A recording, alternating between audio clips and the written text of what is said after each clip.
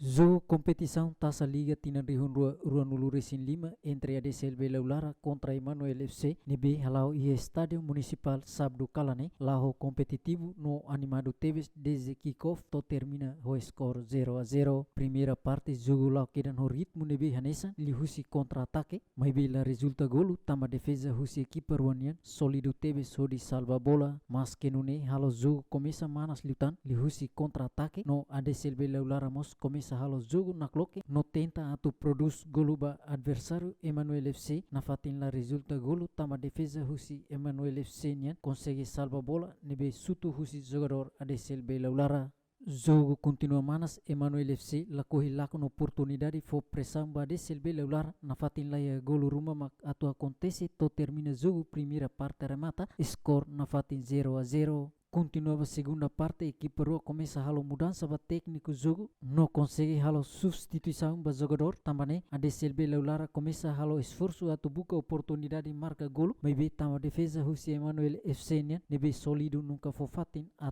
ultrapassa. Esforço José equipa rua continua lança pressão para malo, Hori criamos ameaça perigo ba ready adversário mas be esforço hotu laia ida mak resulta golo no score 0-0 mantém to termina jogo segundo parte remata. Mas a mim uma oportunidade mas be a minha avançado maka palha to finalização então a minha bela retan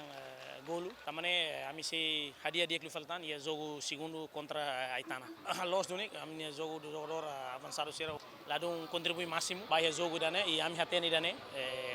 nessa matéria para ambil hadiah fila fale dia kelitang ia jogo segundo mana tu amnia avançado ser bel contribui maka asli baya equipa jogo intensidade que as jogo de bem que intensidade as los nem hamne jogo primeiro no jogo normal jogo primeiro sempre equipa na beira sempre jogo primeiro sempre jogo normal o jogador está zero dare minha consegue retam pelo ambara mebe tamo equipa manelos equipa na beira que fraco na beira que liga tiran conto Nituria segundo classificação leve los equipa fácil para a minha totama gol lá cara jogo turma a minha série foi langsung hanesan do bocor rasi falta de finishing itu pois falta de ia buat bola mas kami sehadia falha jogo turma. Entretanto jogo continuação grupo B Bihlau e Lorong domingo né a Salam FC consegue halar com DIT FC o resultado 2-1 David Gonçalves Ziemen.